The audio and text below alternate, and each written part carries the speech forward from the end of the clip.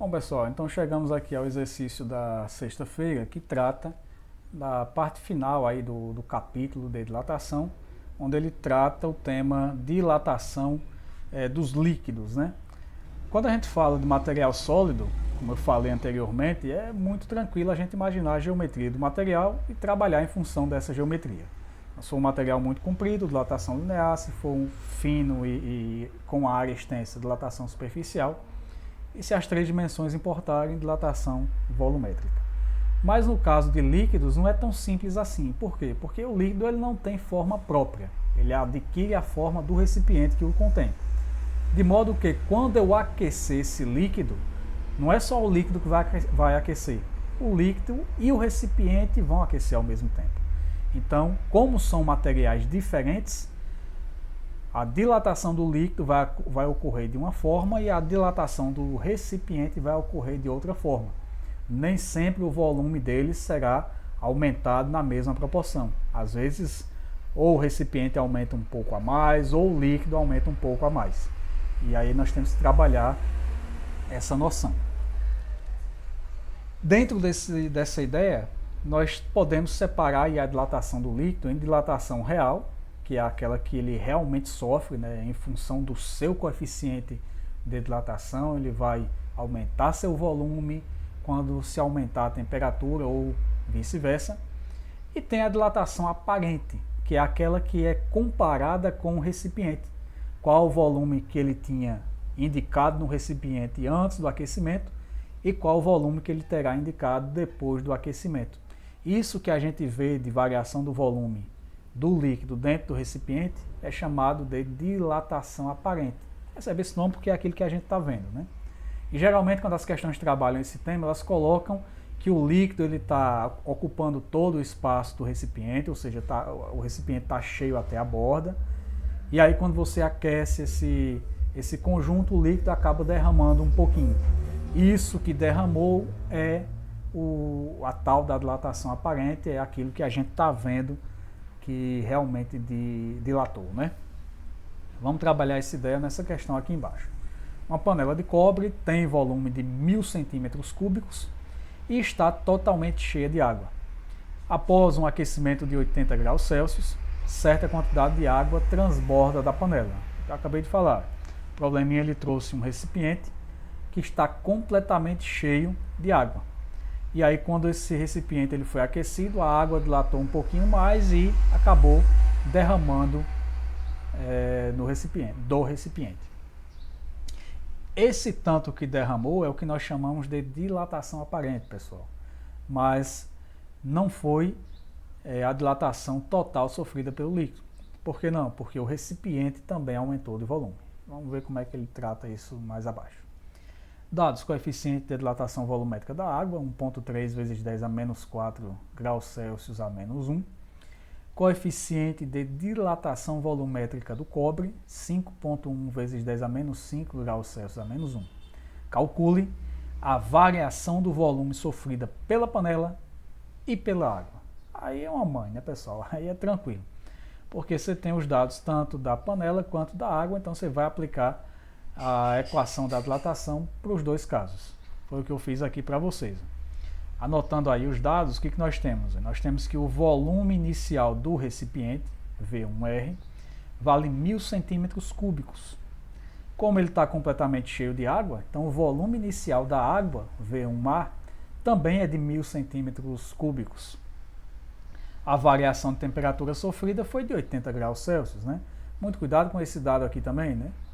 Ele fala aqui, ó, que após um aquecimento de 80 graus, poxa, se ele sofreu um aquecimento de 80 graus, quer dizer que ele aumentou 80 graus na sua temperatura inicial. Então, o ΔT é 80. Então, está aqui anotado o ΔT. E aqui estão os dois coeficientes volumétricos. Veja que a escrita é diferente, agora é um gama, olha, letrinha grega gama, gama da água e gama do recipiente, porque se trata de três dimensões, é volume, né, centímetro cúbico. Então está aqui os dois, para a água e para o recipiente.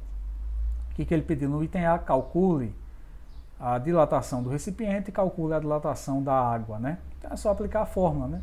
ΔV igual a V1 vezes gama vezes ΔT. Perceba, é a mesma fórmula da questão anterior, só que aqui agora apareceu um V, aqui apareceu V1, né? E aqui é ΔV. Então vamos lá. Como eu quero ΔV do recipiente, eu vou substituir os termos aqui na frente. Primeiro vou desmembrar aqui, vou substituir aqui esses termos. O volume inicial do recipiente vale 1000 centímetros cúbicos, está aqui. O gama do recipiente vale 5,1 vezes 10 a menos 5, está aqui. E a variação da temperatura é de 80 graus, está aqui. Então agora é só multiplicar o que eu puder multiplicar, né? Então fica 1000 vezes 5,1 vezes 80. Multiplicando esses três números vai dar 408.000. E repete aqui o 10 a menos 5. E aí agora é só trabalhar para eliminar essa potência. Dá para a gente fazer isso, né? Você perceba que, colocando em notação científica, o que eu posso fazer? Eu posso transportar a vírgula que tem aqui no final. Mas, professor, não tem vírgula lá no final. Sim, mas o número é inteiro, né? Se ele é inteiro, subtende-se que ele tem uma vírgula aqui no final e depois da vírgula aparece um monte de zero, né? Seria a forma decimal do número.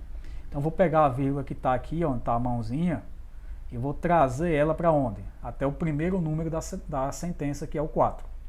Então, ela vai ter que pular quantas casas para chegar aqui? Vai ter que pular 5 casas, né? 1, 2, 3, 4, 5 casas. E essas casas foram puladas para que lado? Para a esquerda. Se pulou para a esquerda, o que você faz com o expoente? Soma mais 5 aqui no expoente. Então, na prática, você vai ter 4,08000 vezes 10 a menos 5 que você já tinha, mais 5 referente a essa mudança da vírgula. Fazendo os ajustes aí na escrita, esses 3 zeros você pode tirar fora, fica 4,08. Menos 5 mais 5 é 0, 10 elevado a 0 é 1. Então, a potência aqui se elimina, né? Então, fica 4,08 centímetros cúbicos. Essa é a dilatação sofrida pelo recipiente. De forma análoga, você vai fazer o mesmo cálculo, só que agora considerando o volume de água, né? Então, a mesma fórmula, ΔV igual a V1 vezes gama vezes ΔT, só que agora para água. Então, o volume inicial da água é 1000, o gama da água é 1,3 vezes 10 a menos 4, ΔT é 80. E aí é só repetir os cálculos que eu fiz aqui com vocês agora, né? 1000 vezes 1,3 vezes 80 dá 104.000, vezes 10 a menos 4, vai ficar 10,4000 vezes 10 a menos 4 mais 4. Ah, professor, por que você não trouxe até 1? Porque se eu trouxesse até 1, eu iria ficar com mais 5 aqui. Aí eu continuaria com uma potência lá no final e não me interessa essa potência no final. Para eu poder comparar os números, né? Então trouxe só até aqui, ó, ficou 10,4000 vezes 10 a menos 4 mais 4. Porque aqui, ó, menos 4 mais 4 é 1, 10 elevado a 1. Ou melhor, menos 4 mais 4 é 0, 10 elevado a 0 é 1. Então vai ficar arrumando aí 10,4 apenas. Esse 10,4 foi a dilatação sofrida pelo líquido e é essa a tua dilatação real sofrida pela água. Enquanto que o recipiente dilatou 4,08, a água dilatou 10,4. No item B, ele quer a dilatação aparente dessa água, né?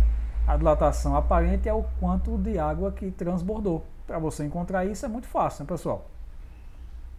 Você terá aqui que o tanto de água que transbordou é a dilatação real da água menos a dilatação do recipiente. Então, a dilatação da água foi 10,4, do recipiente foi 4,08. Fazendo a subtração entre os dois, você vai encontrar 6,32 centímetros cúbicos. Então, efetivamente, derramaram aí 6,32 centímetros cúbicos de água. Ou em ml, né, seriam aí 6,32 ml. Então, essa é a dilatação aparente da água.